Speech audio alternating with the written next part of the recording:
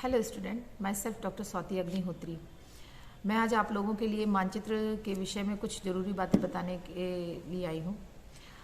जैसा कि मेरे पास कुछ 10th और 12th के ज्योग्राफी विषय के बच्चों की मानचित्र भरने में जो दिक्कतें आती हैं वो प्रॉब्लम आई हैं।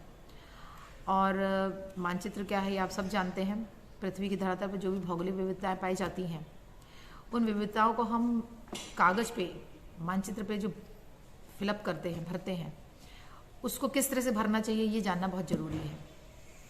जैसे कि अभी 10th क्लास में जो प्रश्न बैंक है उसके कुछ प्रश्न हैं जो आपके पेज नंबर 187 पे दिए हुए हैं। मानचित्र, भारत के मानचित्र में कुछ शहरों को दर्शाना है, जिसमें मेरे पास एक प्रश्न है 10th क्लास की प्रश्न बैंक, जिसमें पेज नंबर 187 पे भारत के मानचित्र में निम्नलिखित को दर्शाई लिखा हुआ है। तो इस प्रश्न में तारापुर जैसे कि परमाणु संयंत्र, ऊर्जा संयंत्र केंद्र है। जमशेदपुर और रानीगंज कोयला क्षेत्र हैं। डिगबोई जो है वो पेट्रोलियम प्राप्ति का क्षेत्र है जो असम में है। अब इस प्रश्न में यदि हम ये बताते हैं कि सबसे पहले तो आप लोगों को ये मैप देखिए, इस तरह का मैप आपके एग्जाम में दिया जाएगा। इस प्रकार का जो एग्जाम में एक ब्लैंक प्रिंटेड इंडिया का मैप दिया जाएगा 10th के बच्चों को, और या वर्ल्ड का इस प्रकार भी दिया जा सकता है यदि वर्ल्ड पे दिखाना होगा तो। वर्ल्ड डिस्ट्रीब्यूशन यदि इन क्षेत्रों का दिखाने के लिए, तो इंडिया में हम इन क्षेत्रों को कैसे दिखाएंगे। तो ये एक प्रकार का आपको खाली मैप दिया जाएगा एग्जाम में, और इस प्रकार का ये एक खाली मैप दिया जाएगा। अब इस मैप में हमें क्या बताना है, आपको ये बताना होगा कि इन मैप में रानीगंज कहाँ पर है। जैसे कि मैं आप लोगों को बता रही हूँ आपकी ही, तो यदि हमें भारत के मानचित्र में जमशेदपुर, तारापुर, डिगबोई और बॉम्बे हाई या कोकरापारा इस तरह के क्षेत्र दिखाने हैं, तो आपको सबसे पहले तो मैप, खाली मैप में क्या करना पड़ेगा, एक नॉर्थ ड्रॉ करना पड़ेगा। ये जो नॉर्थ होता है, यहाँ पर नॉर्थ मतलब जो उत्तर दिशा को दर्शाता है, यहाँ आपको अपने हाथ के दाहिने हाथ की तरफ यहाँ नॉर्थ लिखना पड़ेगा। और सबसे प्रमुख बात है कि जो भी आप काम करेंगे वो पेंसिल से करेंगे, पेन का बिल्कुल यूज नहीं करेंगे। और जो मैप रहेगा उसके यदि वो इंडिया के बारे में पूछा जाए तो आपको ऊपर भारत लिखना होगा, उसके नीचे नॉर्थ लिखना होगा, एन मतलब नॉर्थ। इसके बाद हम आते हैं, अब देखिए यहाँ पर एक ब्लैक कलर के डॉट हैं और एक ऑरेंज कलर के ट्रायंगल बने हुए हैं, त्रिभुज बने हुए हैं। तो ये क्यों बने हुए होते हैं, हम ये बताना चाहते हैं कि ये जो ऑरेंज कलर के ट्रायंगल हैं ये भारत में आणविक क्षेत्रों को दर्शा रहे हैं, परमाणु क्षेत्रों को दर्शा रहे हैं, जहाँ परमाणु ऊर्जा संयंत्र कार्यरत हैं। और जो ब्लैक कलर के, काले रंग के जो गोल डॉट दिखाए जा रहे हैं वो भारत में तापी ऊर्जा केंद्रों को, जहां पर कोयला या थर्मल पावर जो है उसकी, थर्मल पावर या तापी ऊर्जा केंद्रों की स्थिति को दर्शाते हैं। इनका उपयोग हमें यहाँ पर आपका इंडेक्स या जिसको बोलते हैं सूची के रूप में या इंडेक्स के रूप में यहाँ यूज करना पड़ेगा। तो इस प्रकार से एक सूची बनती है। हाँ, आपको जो मैप दिया जाएगा उसमें आप स्केल यानी कि पैमाना नहीं बनाएंगे, इसको बनाने की आपको जरूरत नहीं है। और ये आपको बनेगी, सूची जरूर बनाना पड़ेगी, नॉर्थ यहाँ लिखना पड़ेगा। अब आप जैसे मान लीजिए नरोरा है, और इसके बाद यहाँ पर आ जाइए रावत भाटा है, फिर यहाँ आता काकरापारा है, तारापुर है। तो आप देख रही है कि तारापुर में दोनों चीजें देखने को मिलती हैं। तारापुर में एक परमाणु ऊर्जा संयंत्र देखने को मिलता है, और इसके बाद यहाँ पर काले रंग का जो डॉट है वो नासिक के पास है। तो यहाँ पर हम क्या बता सकते हैं, यहाँ पर तापी ऊर्जा केंद्र है नासिक के पास। और तारापुर के पास ऑरेंज कलर का जो ट्रायंगल देखने को मिल रहा है, तो ये किसके संकेतक है, ये परमाणु या आणविक ऊर्जा केंद्र का संकेतक है। तो इस प्रकार से आपको क्या करना होगा कि जो भी स्थान बताए जा रहे हैं उन स्थानों को आपको याद रखना पड़ेगा अपने दिमाग में। इसके लिए बहुत जरूरी है बच्चों कि हमें प्रतिदिन एटलस देखना चाहिए। और यदि आप जो भी भूगोल का विद्यार्थी है, मैं सबको यही सलाह देती हूँ कि आपके पास एक एटलस जरूर रखना चाहिए, वर्ल्ड एटलस रखना चाहिए और इंडिया का एक अलग से एटलस रखना चाहिए। और डेली आप इन मैप को देखिए, देखने से हमारे दिमाग में इन स्थानों की स्थिति क्या हो जाती है, दर्ज हो जाती है, हमारे एक मानसिक मानचित्र बन जाता है। और हमको ध्यान में आता है कि हाँ, ये जो नरोरा है वो उत्तराखंड के समीप उत्तर प्रदेश में ऊपर की तरफ है। और उसके जैसे इधर पर चले आते हैं, तारापुर है, ट्राम्बे है, काकरापारा है, ये तीनों जो स्थान है वो भारत के पश्चिम क्षेत्र में अरब सागर के करीब पड़ते हैं।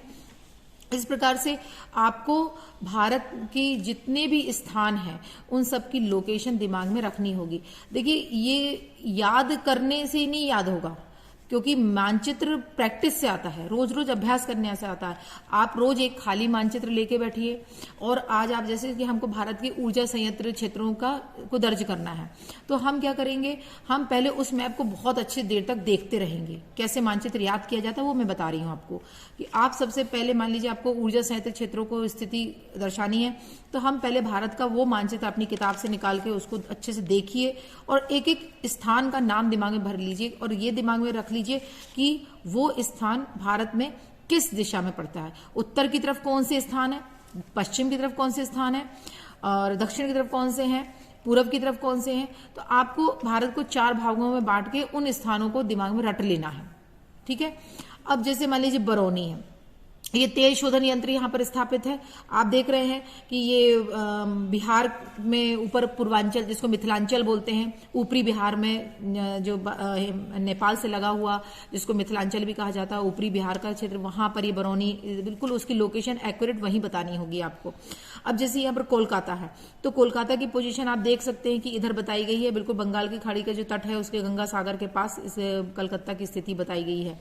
ये मानचित्र में नामरूप जो आपको स्थान दिख रहा है, ये असम के बिल्कुल पूर्व दिशा में, बिल्कुल असम की घाटी में, जहां से ब्रह्मपुत्र का प्रवेश होता है भारत में, उधर पर ये स्थान स्थित है।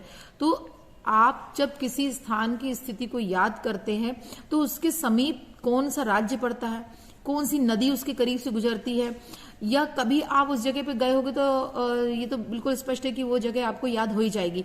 तो ये आपके दिमाग में बैठा लेना है। तो 3 बातें जो मैं अभी आपको बोली, मानचित्र भरते समय क्या क्या ध्यान में रखना होता है और मानचित्र को याद कैसे किया जाता है।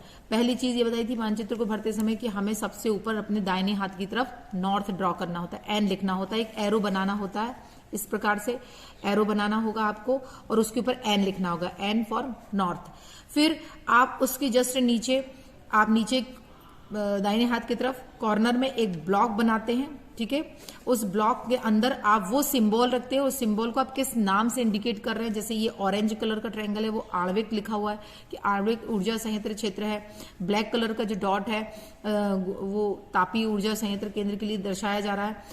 फिर हमें ये भी ध्यान में रखना होगा कि भारत की जो कर्क रेखा, कभी कभी कर्क रेखा कहाँ से गुजर रही, कर्क रेखा के बारे में पूछने, तो हमें कर्क रेखा पूरी बनानी होगी। ये नहीं कि हम एक 24 डिग्री के जस्ट थोड़ा सा नीचे 23.5 डिग्री उत्तरी अक्षांश के करीब हमने उसको पूर्व से पश्चिम एक उससे खींच दिया और कर्क रेखा बता दी। लेकिन हमें यह पता होना चाहिए कि कर्क रेखा किन किन राज्यों से गुजरती है। ऐसा ना हो कि हम उसको महाराष्ट्र से गुजार दें, जबकि वो महाराष्ट्र से गुजरती ही नहीं है। तो बहुत बच्चे ये गलती कर जाते हैं। तो कर्क रेखा जब याद करें तो उसको ड्रॉ करते समय ये आपके दिमाग में बिल्कुल बैठा लेना चाहिए कि वो किन किन राज्यों से गुजर रही हो। हमने ये नहीं कि स्केल से सीधी एक रेखा खींच दी।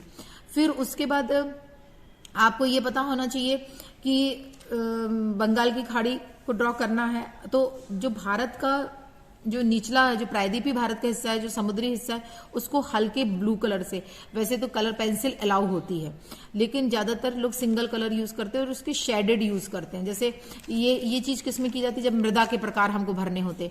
अब जैसे कि मैं आपको मृदा के प्रकारों को भारत के मानचित्र में किस तरह से भरा जाएगा वो दिखा रहे। तो जैसे कि आप मैप में देख रहे हैं कि पिंक कलर के कई शेड दिख रहे हैं और आसमानी कलर के, स्काई ब्लू कलर के कई शेड दिख रहे हैं। तो हमें ज्यादातर मैप बड़ा साफ सुथरा सुंदर दिखने के लिए हमें लाइट कलर यूज करना चाहिए। बहुत रेड, बहुत ऑरेंज, ऐसे मतलब एकदम कंट्रास्ट कलर जो होते हैं, एकदम डार्क कलर, उनको यूज नहीं करना चाहिए। फिर वही बात कि ऊपर हम नॉर्थ ड्रॉ करेंगे, नीचे इंडेक्स बनाएंगे। जैसे कि आप यहाँ पर पिंक कलर का जो शेड देख रहे हैं ना, वो किसको दिखा रहा है, लाल और पीली मिट्टी को। तो ये कलर से समझ में आता है कि यहाँ लाल पीली मिट्टी होगी, ठीक है। फिर जैसे एकदम लाइट स्काई ब्लू कलर की, एकदम हल्की आसमानी कलर की जो आपको एरिया दिख रहा है, वो सभी आप जाने की कैसा एरिया है, एलुवियल सॉइल का, यानी कि जलोढ़ मिट्टी का। और आप सभी जानते हैं कि जलोढ़ मिट्टी कहाँ मिलती है, नदियों के किनारे। जो जितने भी नदियों के, जो कि गंगा यमुना का दोआब क्षेत्र है, इतना बड़ा विशाल मैदान है, उत्तर भारत में नदियां हैं, तो ज्यादातर वहां पर कैसी मिट्टी मिलेगी, पंजाब, हरियाणा, उत्तर प्रदेश, बिहार, यहाँ तक पूरा एरिया जो रहेगा वो आपकी जलोढ़ मिट्टी का रहेगा।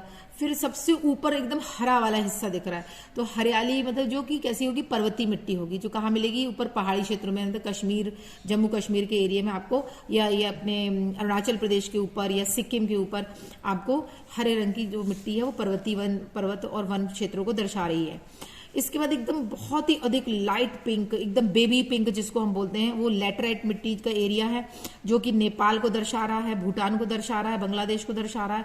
और यहाँ बीच बीच में जो राजस्थान का जो नीचे वाला हिस्सा है जिसको हम बोलते हैं अर्ध मरुस्थलीय क्षेत्र, वहां पर ये एकदम हल्के, बहुत ही हल्के गुलाबी रंग से एक छोटा सा पैच दिख रहा है, ये लैटराइट मिट्टी को दर्शा रहा है। तो इस प्रकार से, और जहां बिल्कुल व्हाइट क्षेत्र जो हम जैसे कि जानते हैं बिल्कुल भारत का थार मरुस्थल है, ये जैसलमेर का एरिया जो है, तो ये हो जाएगी आपकी शुष्क मिट्टी जिसको हम बोल सकते हैं मरुस्थली मिट्टी या मरुभूमि, ये उसको दर्शा रहा है। तो इस प्रकार से, और ये जो ग्रे कलर की आपको दिख रही है ना, ये एकदम जो हल्की काली बिल्कुल ग्रे कलर की है, वो है काली मिट्टी का क्षेत्र। तो इस प्रकार से मिट्टी के प्रकारों को आपको याद रखते समय ये कलर दिमाग में रखिए, ये कलर कहाँ से कहाँ तक फैले हुए हैं। उन प्रदेशों को याद करिए कि ऊपर पहाड़ी क्षेत्रों में हमको हरे रंग से पर्वत और पर्वतीय मिट्टी और वन प्रदेशों को दर्शाना है, और इस इधर मरुस्थलीय प्रदेशों में सफेद एरिया है, बिल्कुल ब्लैंक है, तो वो मरुस्थलीय क्षेत्र है।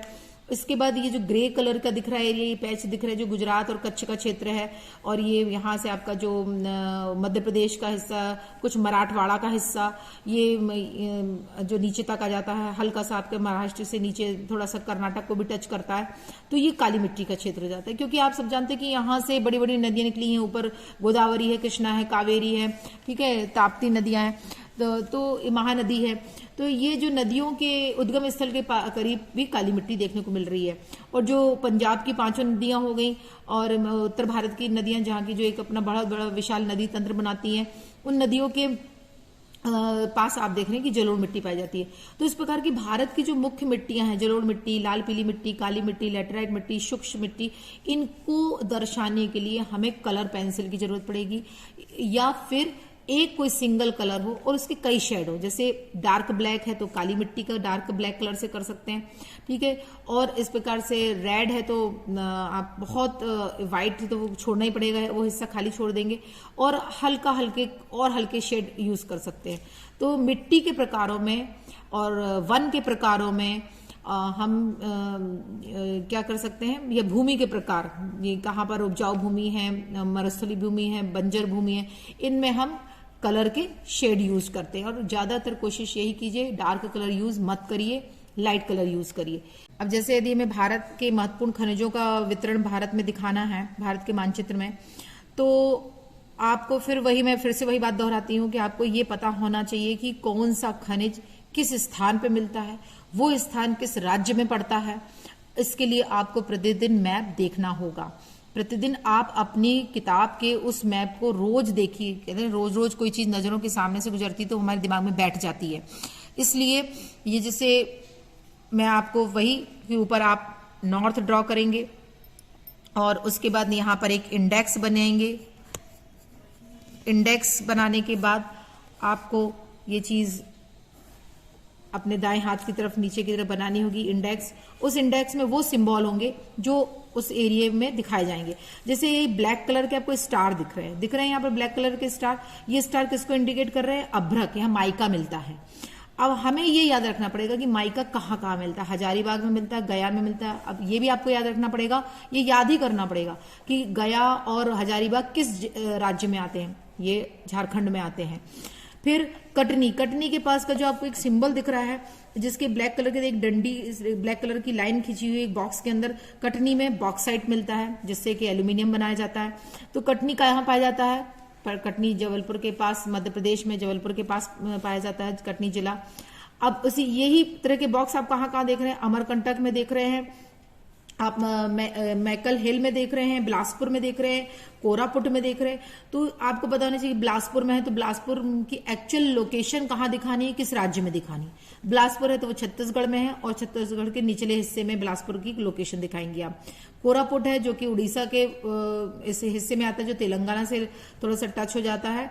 अब जैसे कोरापुट के पास भी वही सिंबल दिखा रहे हैं, जो सिंबल बॉक्साइट को इंडिकेट कर रहा है, और कोरापुट की पोजीशन आपको याद रखनी होगी कि वो उड़ीसा के तटीय आंध्र प्रदेश के करीब पाया जाता है, वो उसकी लोकेशन कोरापुट की वहीं पर है।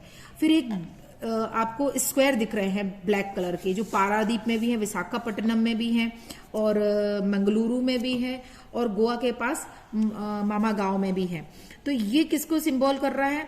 ये यहाँ पर आपको लोह अयस्क मतलब कि आयरन और जो है उसको एक्सपोर्ट करने के ये पोर्ट है, सी पोर्ट है, पत्तन है, समुद्री पत्तन है, जहां से विदेशों में आयरन और क्या किया जाता है, एक्सपोर्ट किया जाता है। तो इस प्रकार से पारादीप, विशाखापट्टनम, मंगलुरु और मामा गांव, ये जो हिस्से हैं ये कहाँ मिलते हैं, ये कहाँ इनकी पोजीशन, इन स्थानों की पोजीशन, इन जगहों की पोजीशन आपको उस राज्य के में पता होनी चाहिए। फिर बार बार कहती हूँ, रोज मैप देखिए, चलते फिरते, घूमते फिरते, बातचीत करते अपने हाथ में यदि आप ज्योग्राफी की किताब रखे होंगे या एटलस रखे होंगे तो वो मैप देखिए, देखते देखते वो दिमाग में पिक्चर बैठ जाती है, वो जगह हमें ध्यान में रहती है।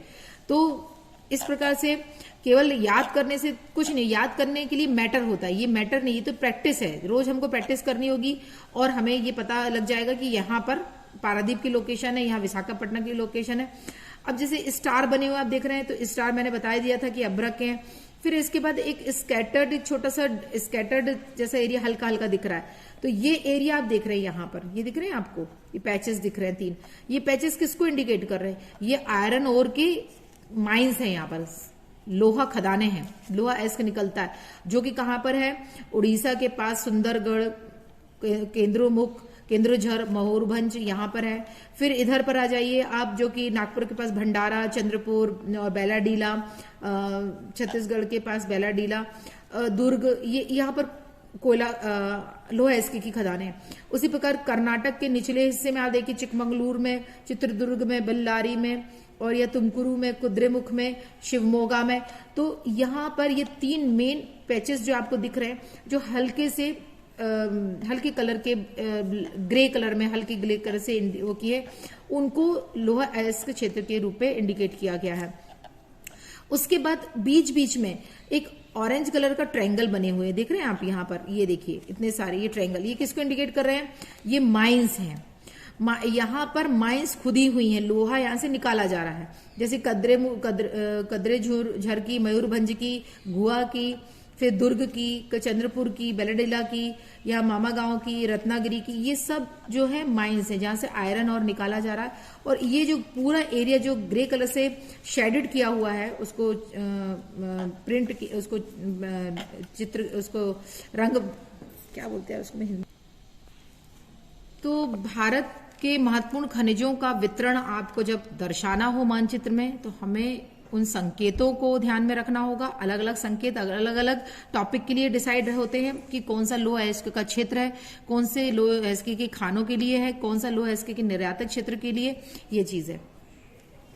इसके बाद यदि हमें भारत की प्रमुख नदियों और उनके बांधों की स्थिति को दर्शाना है, तो ये बात ध्यान रखिए कि जब हम नदियों को दर्शाते हैं तो हमें किस तरह से नदियों की लोकेशन दिखाना होती है।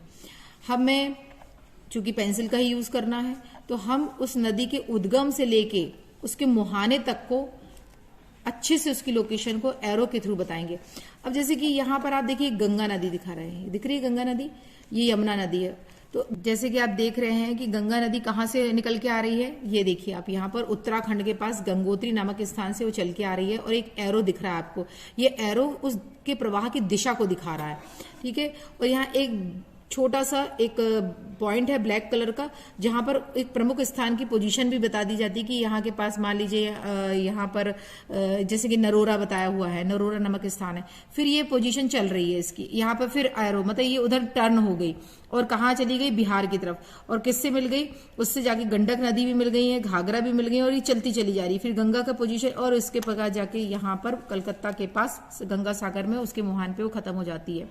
उसी प्रकार हम ये नर्मदा नदी को देखते हैं, तो नर्मदा नदी को देखिए यहाँ से उसका उद्गम बताया हुआ है, और वो अमरकंटक के पास का जो जैसे कि मैकल की पहाड़ियों से निकली अमरकंटक से, ये यहाँ से इसकी पोजीशन इस तरह से बनी हुई है और एरो भी बताया हुआ है, तो इन नदी की पोजीशन। और यहाँ पर एक उस पे बांध बना है जिसे सरदार सरोवर बांध है, तो एक ब्लैक कलर का डॉट है जो सरदार सरोवर बांध को दिखा रहा, और यहाँ पर खंबात की खाड़ी के पास जाके वो उसमें अरब सागर में गिर जाती है। तो इस प्रकार से आपको बीच बीच में एक ब्लैक डॉट जो दिख रहे हैं, जैसे महानदी है, महानदी यहाँ से निकली है छत्तीसगढ़ से, और ये बीच में हीराकुंड बांध बना हुआ है और उसका अपना डेल्टा बनाती है महानदी। देखिए साफ डेल्टा दिख रहा है महानदी का, डेल्टा की पोजीशन देखिए एकदम ट्रायंगल बनके इसमें धाराएं से फूट रही हैं। इस प्रकार यहाँ पर देखिए कृष्णा का डेल्टा, कावेरी का डेल्टा, ये सब कावेरी नदी का डेल्टा, कृष्णा का डेल्टा, महानदी गोदावरी का डेल्टा, महानदी का डेल्टा, ये सब आपको इसी तरह दिखाना और एरो जरूर बनाना है। नदियों की पोजीशन जब हम बताते हैं तो एरो जरूर बनाते हैं कि वो किस दिशा से निकल के किस दिशा की ओर जा रही हैं और कहाँ गिर रही हैं। बंगाल की खाड़ी की पोजीशन आपको पता होना चाहिए, अरब सागर की पोजीशन पता होना चाहिए, श्रीलंका की पोजीशन पता होना चाहिए, मन्नार की खाड़ी यहाँ पर है जो भारत और श्रीलंका के बीच में पाई जाती है, उसकी आपको पोजीशन पता होना चाहिए। मैं फिर बोलती हूँ, रोज मैप देखिए, रोज मानचित्र को देखिए, काफी देर बैठ के उसका अवलोकन करिए, तो वो पूरी स्थिति सभी नदियों की उद्गम से लेके उनके मुहाने तक की स्थिति आपके दिमाग में बैठ जाएगी। जैसे सिंधु नदी है, सिंधु नदी आप जानते हैं, जैसे कि जानते हैं यहाँ ये तिब्बत के पास मानसरोवर से ये सांगपो नदी जिसे हम ब्रह्मपुत्रा भी बोलते हैं, ये यहाँ से निकल के यहाँ टर्न होती है और नामचा बरवा की पहाड़ियों के बाजू से इसे टर्न लेके अरुणाचल प्रदेश से भारत में ब्रह्मपुत्र के नाम से प्रवेश करती है और बांग्लादेश से होती हुई वहां बंगाल की खाड़ी में पद्मा नदी से मिलती हुई और गिर जाती है। और इसी प्रकार से सिंधु नदी उसके विपरीत दिशा में चली जाती है और देखिए उसकी पोजीशन कहाँ कहाँ है, जो पीओके पाक ऑक्यूपाई कश्मीर पीओके से होती हुई, ये देखिए एरो बना हुआ है सिंधु नदी का, और ये इस प्रकार से होती हुई कराची के पास अपने जाके अरब सागर में गिर जाती है और सिंधु नदी का अपना एक डेल्टा बनाती है, मुहाना बनाती है। और उसमें कई पंजाब की नदियां जैसे कि झेलम नदी, चिनाब नदी, रावी नदी, सतलुज नदी, ये सब मिलती हैं। ये भी आपको पता होना चाहिए कि जैसे व्यास नदी है तो वो जाके किस में मिल जाती है, सतलुज नदी में मिल जाती है। और भाखड़ा नांगल डैम की पोजीशन, जो भारत के प्रमुख डैम है उनकी पोजीशन आपको पता होनी चाहिए, जैसे भाखड़ा नांगल का, हीराकुंड का, सरदार सरोवर का, टेहरी बांध का, ठीक है ना, ये आपको नागार्जुन सागर बांध का, ये मट्टूर बांध का, ये आपको उनकी पोजीशन पता होना चाहिए। तो स्टूडेंट्स आपको ये चीज समझ में आए कि नदियों की जब हम पोजीशन दिखाते हैं तो एरो जरूर दिखाते हैं और उनका उद्गम से लेकर उनके मुहाने तक जहां पर वो समुद्र में मिलती हैं उनके विसर्जन स्थान तक आप उसकी लोकेशन पूरी पेंसिल से ड्रॉ करेंगे बकायदा। और हाँ, नदियों को कभी एक सरल रेखा में नहीं दिखाएंगे, हल्की सी उसमें एक कर्व्ड रहेगा, एक जिगजैग जैसा एक कर्व्ड लाइन रहती है ना, जिस वक्र रेखा जिसको बोलते हैं, उस तरह की उसको ड्रॉ करते हैं नदियों को, ठीक है। और इंडेक्स भी बनेगी, इंडेक्स में आप एक इस प्रकार से बनाएंगे तो ये हो जाएगी नदी, और ये जो ब्लैक कलर का ये डॉट होगा तो वो हो जाएगा आपका बांध, और ये आपकी क्या हो जाएगी, इंडेक्स हो जाएगी। ये इंडेक्स जरूर बनेगी। ये मैप के कुछ नियम हैं जो हमें फॉलो करने पड़ते हैं इस प्रकार से।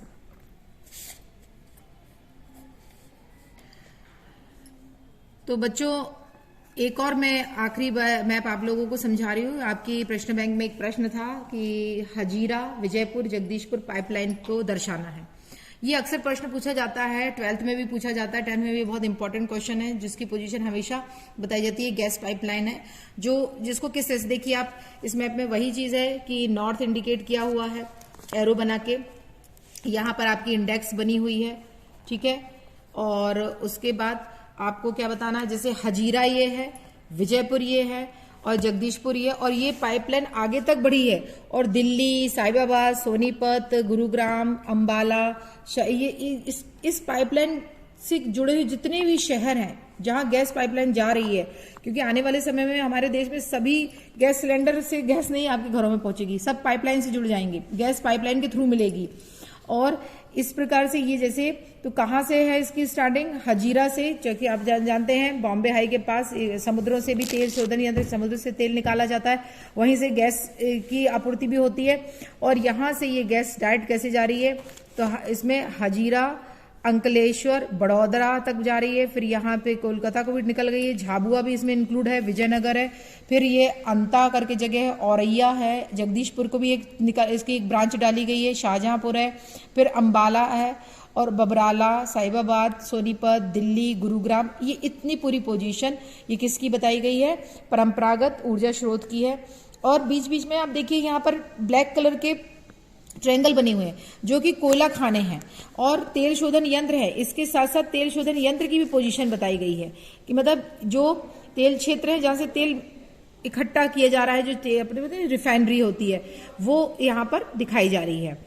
मुख्य और जो प्राकृतिक गैस के जो क्षेत्र हैं जहां से प्राकृतिक गैस निकल रही है, जैसे मैंने आपको बताया था कि राजस्थान के जैसलमेर से प्राकृतिक गैस के भंडार मिले, बॉम्बे हाई भी हमारे पास है, फिर इंडिया में बॉम्बे हाई में भी प्राकृतिक गैस के का क्षेत्र है समुद्र पे, फिर ये बड़ौदा के पास भी है। इस प्रकार से ये जो ब्लैक कलर के हल्के हल्के जो ग्रे कलर के पैच है दिख रहे हैं आपको, ये किसके हैं, ये मुख्य प्राकृतिक गैस के क्षेत्र जो हमारे पास सुरक्षित हैं। फिर उसके बाद प्राकृतिक गैस पाइपलाइन, जिसको आप ये बोलते हैं ना, ये वाली गई हुई है, ये प्राकृतिक गैस पाइपलाइन। ठीक है, तो आपको ये समझ में आया कि किस तरह से ड्रॉ किया। अब देखिए ये नदी की तरह नहीं बनाया गया, इसको सीधी रेखा दिख रही है, इसमें कहीं भी कर्व्ड वक्र नहीं है, कर्व्ड नहीं है ये रेखा, कहीं भी ये लाइन जो है कर्व्ड नहीं है। ठीक है, तो आप लोगों को ये गैस पाइपलाइन जो दिखाई गई है, हजीरा, विजयपुर, फिर जगदीशपुर, और ये जो एरिया है ये तेल क्षेत्र के हैं, यहाँ पर तेल की रिफाइनरी है। और यहाँ पर इसी प्रकार से आप इधर चले जाइए, असम के डिगबोई में, मोरम में मोरेन है, मेकुम है, और सिबरा पारा है। ये जो है किस प्रकार के क्षेत्र है, ये भी वहाँ के तेल उत्पादक क्षेत्र है। तो ये कोयला क्षेत्र को ये सिंबल है, ये कोयला खानों का है, तेल क्षेत्र का है, और ये प्राकृतिक गैस का, और ये लाइन जो है वो गैस पाइपलाइन की है। तो बच्चों, मुझे लगता है कि आप लोगों को समझ में आया होगा कि किस तरह से हमें नदी को ड्रॉ करना है, पाइपलाइन को ड्रॉ करना है, खनिजों को ड्रॉ करना है, मृदा को ड्रॉ करना है, ये आपको मैप में पता होना चाहिए। और पेंसिल से ड्रॉ करेंगे, नॉर्थ ड्रॉ करेंगे, इंडेक्स बनाएंगे और बहुत साफ सुथरा काम करेंगे। बार बार मिटाना, बार बार बनाने से मैप गंदा दिखता है। मैप को साफ सुथरा रखना चाहिए, अच्छे से साफ सुथरा और अच्छे से समझ में आना चाहिए। सुंदर राइटिंग में आप लिखें, उसकी आपकी जो लिखाई है वो सुंदर हैंड राइटिंग होनी चाहिए, ताकि इंडेक्स को पढ़ने वाला और मैप को देखकर आपको जो सामने वाला टीचर है, जो एग्जामिनर है, उसको आपका मैप से सब समझ में आए कि आप क्या दिखाना चाह रहे हैं और क्या बताना चाह रहे हैं। थैंक्स बच्चों। इधर देखिए, मैं आप लोगों को हजीरा गैस पाइपलाइन जो है, जो कि हजीरा विजयपुर जगदीशपुर पाइपलाइन दर्शाई गई है भारत के नक्शे में, और वो आपके एग्जाम में भी कई बार पूछ ली जाती है। उसको कैसे ड्रॉ करना है, पहले तो सबसे पहले वही मैंने कहा, आप इस प्रकार से यहाँ पर एक एरो बनाएंगे, इसके ऊपर एन लिखेंगे, ये नॉर्थ को इंडिकेट करेगा। फिर यहाँ पर आप नीचे की तरफ इंडेक्स बनाएंगे, ऐसे लिखेंगे इंडेक्स, और एक ब्लॉक बना देंगे।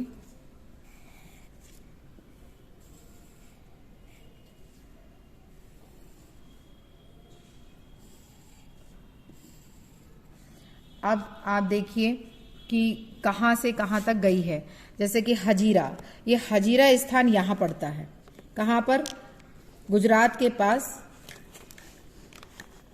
बड़ौदा से थोड़ा सा नीचे यहां पर। ठीक है, इसके बाद विजयनगर, विजयनगर कहां पड़ता है, मध्य प्रदेश में, ये आपके ग्वालियर के नीचे, मध्य प्रदेश के शिवपुरी गुना के पास आपका विजयनगर की पोजीशन है। इसको पहले आप इस तरह से बना लेंगे। फिर जगदीशपुर की पोजीशन आपके उत्तर भारत में, उत्तर प्रदेश में इस स्थान पर है, जो कि पूर्वांचल कहलाता है। ठीक है, और इसके बाद एक पोजीशन आपकी यहां पर आती है, जो कि क्या बोल सकते, मथुरा आगरा के पास के करीब पड़ती है। यहां पर उसकी पोजीशन आती है, वो है कि शाहजहांपुर, एक शाहजहांपुर के पास पोजीशन है। और दिल्ली के पास यहाँ पर, दिल्ली की पोजीशन पे आप यहाँ पर दिल्ली में आएगा, तो आपको यहाँ पहले नाम लिख देना है कि ये दिल्ली है। आपको यहाँ नाम लिख देना है शाहजहांपुर है। यहाँ आपको लिखना पड़ेगा जगदीशपुर। मैं पेंसिल से ही भर रही हूँ, आप देख रहे होंगे। मैं पेन से भरूंगी तो आप सोचेंगे पेन से ही भरी जाता है, नहीं, पेंसिल से लिख रही हूं। फिर यहां आ जाएगा विजयनगर, विजयपुर सॉरी विजयपुर है। फिर ये आ जाएगा हजीरा। अब स्केल से ना करके आप सीधे हाथ को अपना उठाएंगे नहीं, और इस प्रकार से गोल घुमाते हुए ये, और ये जगदीशपुर की पाइपलाइन हो गई, दिल्ली की हो गई, और इसके आसपास आप फिर यहाँ पर सोनीपत है, यहाँ पर यह नीचे गुरुग्राम है। ये आप छोटे छोटे जो है एरिया हैं, इनको आप इससे टच कर देंगे। ठीक है, तो ये हो गई आपकी पाइपलाइन। ठीक, तो इस प्रकार से अब हमें मान लीजिए कोयला क्षेत्र दर्शाना है, तो हम यहाँ पर बिलासपुर के पास कोरबा, यहाँ कोरबा के पास इस प्रकार से एक ट्रायंगल बनाएंगे, या अपने झारखंड के पास धनबाद में यहाँ एक ट्रायंगल बना देंगे, मयूरभंज में ट्रायंगल बना देंगे। ठीक है, और फिर इसके अलावा नेवेली जो तमिलनाडु में है, नेवेली वहां, तो ये अपना क्या हो जाएंगे, इसको इंडिकेट के कोयला क्षेत्र हो गए।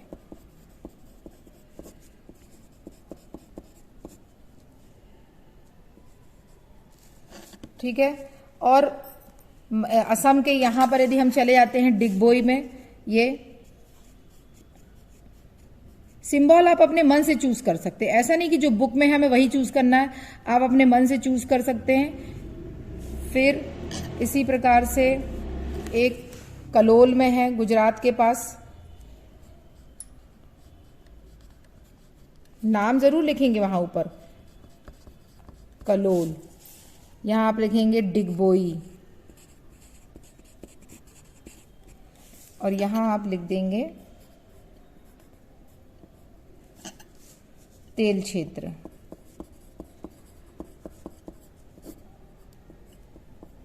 ठीक है, तो आपको समझ में आया कि किस तरह से आपको बनाना है। जैसे यहां पर तलचर है, ये कोरबा है, ये धनबाद झरिया है, ये नेवेली है। तो इसमें, और यहाँ हेडिंग में यदि मान लो आपको पूछा जा रहा है ऊर्जा, केवल भारत के ऊर्जा क्षेत्रों को दर्शाए, और ये नाम दे दिए गए हैं, एक गैस पाइपलाइन, एक पाइपलाइन का नाम दे दिया है, और ये नाम दे दिए आपको कोयला क्षेत्र के, और ये नाम दे दिए हैं आपको डिगबोई और की। तो आप यहाँ पर क्या लिखेंगे, भारत, और उसके नीचे हेडिंग डाल देंगे परंपरागत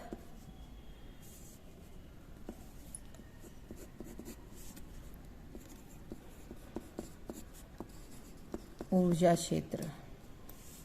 ठीक है, तो ये इस बात का संकेत है कि भारत का ये जो नक्शा है वो परंपरागत ऊर्जा क्षेत्रों को दर्शा रहा है। तो बच्चों, आपको समझ में आया, मानचित्र भरने के जो नियम हैं उनको भी आपको मैंने समझाया। अब आप इसको भूलना नहीं, और हमेशा इस बात का ध्यान रखना कि हमें मानचित्र में क्या पहले ड्रॉ करना पड़ता है। आपको फिर से बता दे रही हूँ, ऊपर नॉर्थ ड्रॉ करेंगे अपने दाहिने हाथ की तरफ, ऊपर दाहिने हाथ की तरफ, नीचे आप इंडेक्स ड्रॉ करेंगे, नॉर्थ ड्रॉ करेंगे। ऊपर यदि किसी विशेष, जैसे मान लो भारत की मृदा के बारे में है, बांध के बारे में, तो ऊपर हेडिंग में लिख देंगे कि परंपरागत ऊर्जा क्षेत्र को दिखा रहा। लेकिन यदि कुछ नहीं, कई सारे टॉपिक दे दिए हो, जैसे नदी का नाम भी दे दिया हो, खाड़ी का नाम भी दे दिया हो, फिर एक कोई कोयला क्षेत्र का नाम दे दिया हो, कर्क रेखा का नाम, तो ऊपर कुछ नहीं लिखेंगे, केवल भारत लिखेंगे आप। और इसके बाद यहाँ इंडेक्स बनाएंगे, और इंडेक्स में वो सब सिंबल आप लिखेंगे कि वो सिंबल किस बात को इंडिकेट कर रहे हैं, कि पाइपलाइन को है तो ये कोयला क्षेत्र को है, तो तेल क्षेत्र को है। और बहुत सफाई से पेंसिल से ही यूज करेंगे। हाँ, कलर पेंसिल का यूज आप कब कर सकते हैं, जब आपको वन क्षेत्रों को बताना है, कई प्रकार वर्षा के अधिकतम, उच्चतम, निम्नतम वर्षा क्षेत्र हो, और अधिक सघन बोया क्षेत्र और कम बोया क्षेत्र हो, या वनों के प्रकार हो, मृदा के प्रकार हो, तो हम शेडेड हल्की रंग की कलर पेंसिल यूज कर सकते हैं। अदरवाइज हम अपनी ये जो पेंसिल होती है, HB पेंसिल होती है, उसी के अलग अलग शेड बना के या हम उससे ड्रॉ करके दिखा सकते हैं। बच्चों, आपको ये वीडियो यदि अच्छा लगा और आपको मेरी बातें समझ में आई, तो इस वीडियो को लाइक करें और चैनल सब्सक्राइब करें। Thank you friends, thank you.